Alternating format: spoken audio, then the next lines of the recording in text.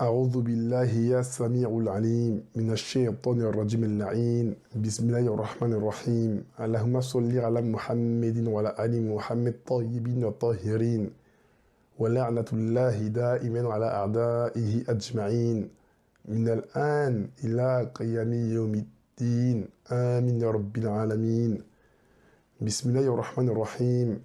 Chers frères, chères sœurs, Soudan Massina. Tout d'abord, je tiens à remercier tous les frères et sœurs qui m'ont aidé à la création de mon site internet. Le site est actuellement actif, même si il n'est pas tout à fait complet, mais l'essentiel y est. Les frères et sœurs qui m'ont aidé à la création du site ont pris conscience que nous devons créer notre propre structure pour lutter contre le mensonge. Et je leur suis vraiment très reconnaissant. Un mot aussi par rapport aux imams, par rapport aux défis lancés. Actuellement, à ce jour, il n'y a aucun imam qui a relevé le défi lancé par Shir Islam et moi.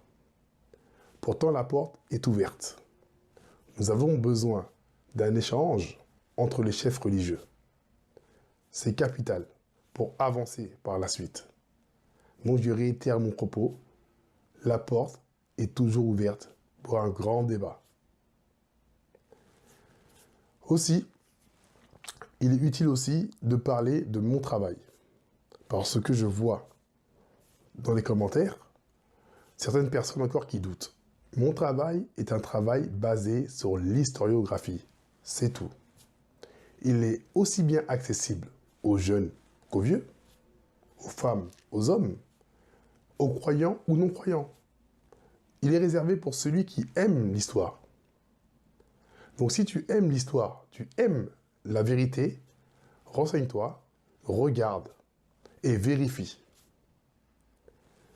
Pour revenir à ce que tout le monde attend, le travail en cours avec Shir Islam Ibn Ahmed, il faut savoir qu'on a prévu de finir à peu près sur une série de 4 vidéos. On a commencé le travail, et je peux vous dire que Shir Islam Ibn Ahmed a une grande science. C'est un travail que tout le monde pourra vérifier par la suite. Et oui, c'est sur de bons chemins. Maintenant, j'aimerais bien que les frères et sœurs sachent que tout ce qu'on fait, c'est pour tout le monde. C'est pas forcément que pour le noir, pas forcément que pour le blanc et autres. C'est pour tous ceux-là qui veulent savoir réellement l'histoire des Arabes originels. C'est un travail de qualité. Je répète, c'est un travail de qualité. Un travail unique que personne n'a vu, personne n'a entendu. Par exemple, nous allons traiter de pas mal de sujets. Tout le monde se pose ces mêmes questions. Comment se fait-il que le même compagnon a été décrit comme noir et dans d'autres récits comme blanc, au-delà bien sûr de l'authenticité du récit? C'est quand même étrange. Comment étaient les Arabes? La morphologie des Arabes, comment étaient-ils réellement? C'est des questions que tout le monde se pose. D'où viennent les Arabes? D'où vient le langage arabe? C'est des questions, je trouve, très pertinentes. Comment se fait-il que les Arabes se sont retrouvés en minorité chez eux? Se sont-ils laissés faire? Qu'est-ce qui s'est passé? Et les anges, par exemple? Est-ce que les anges sont ceux qu'on nous a décrits, les gens qu'on nous a appris, ou il y a eu encore une manipulation? Et le prophète Mohammed, paix sur lui, avons-nous sa réelle description? Ou a-t-il une description cachée que personne n'a vue aussi? Personne n'a entendu, ou personne même se doute? Ce sera à peu près tous les sujets que nous traitons avec le shir.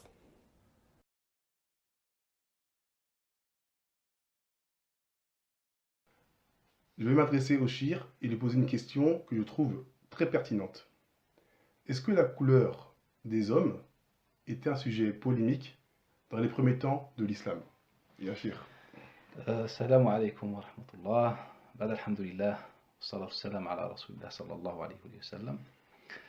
Comme tout autre musulman, moi aussi au début je pensais que l'islam avait résolu la question des couleurs entre les hommes, mais en vérité quand on revient sur l'histoire ou bien l'héritage islamique, en fait on se rend compte que la question des couleurs était très très polémique depuis la mort du prophète alayhi as-salat wa as-salam. Inch'Allah ta'ala, nous, dans ce programme que notre frère a proposé, que je trouve très pertinent, car suite à de nombreuses années de recherche, en fait, on ne peut affirmer que le Nabi sallallahu alayhi wa sallam, qui a été envoyé aux Arabes au premier temps, il va s'adresser aux Arabes le jour du pèlerinage, ou de manière générale. Il va leur dire qu'il n'y a pas de mérite pour un noir sur un ahmar. Donc selon vous, les Arabes étaient noirs ou étaient ahmar, qui veut dire blanc, dans le texte de Abd Samad ibn Saïd. Mais bref,